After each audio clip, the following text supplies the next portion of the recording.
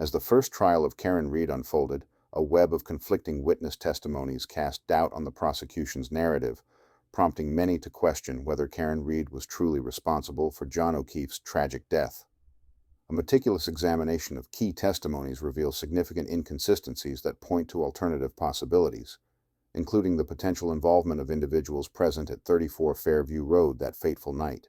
3 witnesses, Julie Albert, Nicole Albert, and Sarah Levinson, have all testified that Caitlin Albert was present at 34 Fairview before heading to the waterfall, then back to Fairview.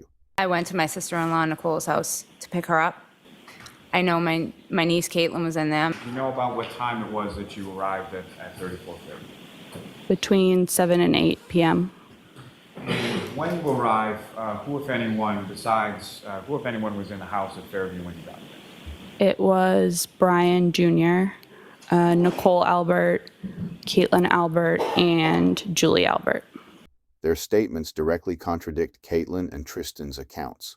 My boyfriend, Tristan, and I went straight from Easton to the waterfall.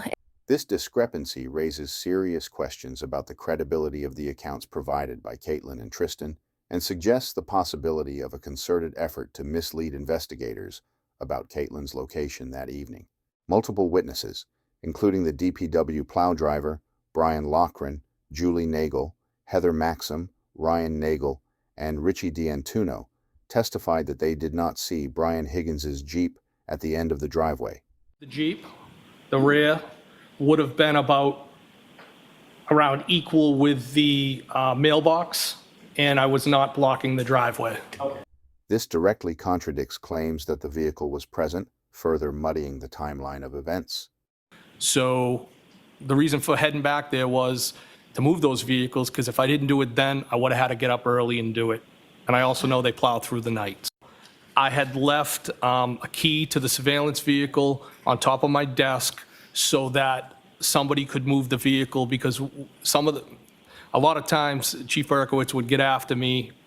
As a courtesy, I was parking vehicles there, sometimes my personal, but primarily my work vehicles. Well, one thing he asked me, just leave the vehicles in the middle of the parking lot so that snow could be cleared. We try to move the cars to the outer edge of the parking lot so that DPW can make a good pass. The inconsistencies surrounding Brian Higgins' Jeep raise significant questions. Higgins testified that he traveled directly from West Roxbury to Canton, arriving at 34 Fairview shortly after 7 a.m. And there were nobody to keep out of the scene at that point. It was only police personnel on scene. He stated that he parked his Jeep in the driveway. Dashcam footage from that morning shows no sign of Higgins' Jeep on the street, and none of the Canton police officers on site until just after 8 a.m. reported seeing it. How long a period of time, if you know, were you on scene that particular morning? Approximately 50 minutes, 45 to 50 minutes.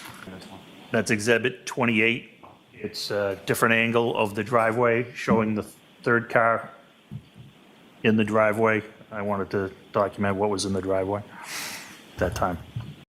Higgins stated that he parked his Jeep in the driveway and that Julie Albert arrived shortly after him, parking her vehicle behind Brian Albert Jr.'s car.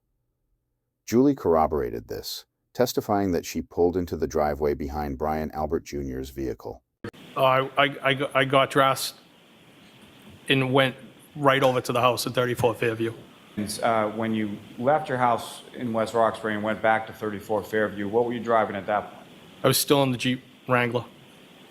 And if you know about what time or so was it that you arrived back at 34 Fairview late that morning? Maybe a little after 7.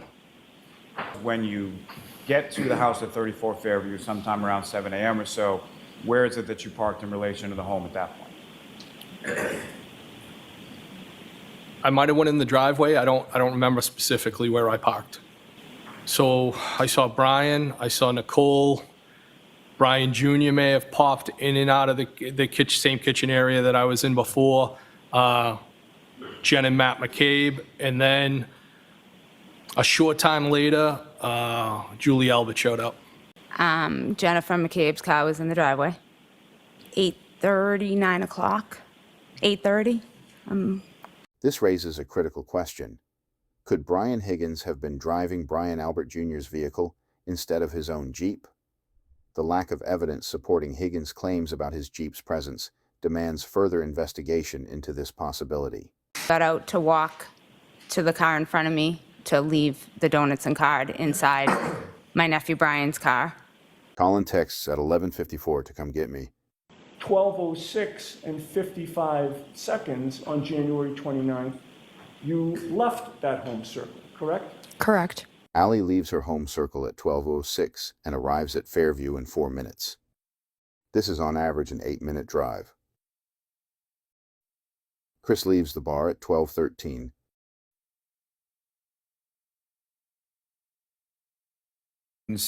I'd say around 5 minutes, I think, from the waterfall to Maple Street. Fair enough.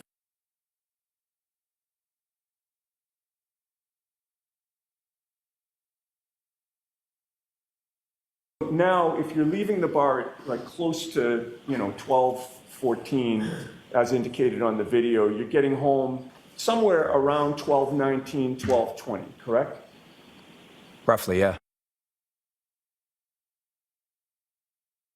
As Chris is walking home, according to Allie, she is driving Colin home, and if she picked him up at 12:10, should make it to Maple Street by 12:15. About how long a drive is it from Fairview to Colin's new house? 7 minutes, 5 minutes. If Allie dropped Colin off at this time and made it home before 12:30, then how did Colin not arrive at the same time or before Chris? Do you know about what time it was that you got? Not exactly. I would estimate a little bit before 12:30, around that time. Allie would have had to leave Colin's house by 12:20 to make it home before 12:30, yet Colin did not arrive until after Chris was in bed. According to Chris's account, if Allie's testimony were accurate, Colin would have been dropped off at home before Chris arrived. However, this creates a discrepancy. Chris implied that upon reaching home, there was no indication Colin had already been dropped off, which would be expected if Allie's timeline were correct. The gap in their accounts raises questions about the accuracy of their recollections or whether additional unmentioned events occurred during the time frame in question. This inconsistency invites further scrutiny to determine whether one or both testimonies are inaccurate or if there is another explanation for the conflicting narratives. The conflicting accounts provided by Chris Albert, Brian Albert, Brian Higgins, Allie McCabe, and other key witnesses highlight the need for careful examination of witness testimonies as the Karen Reed trial progresses. The discrepancies in their timelines, whether stemming from miscommunication, flawed recollections, or other factors, underscore the challenges in establishing a coherent sequence of events. As these inconsistencies could significantly impact the interpretation of the case, it is imperative that all witness statements undergo rigorous scrutiny. Resolving these contradictions will be critical in ensuring that the truth prevails in the upcoming trial.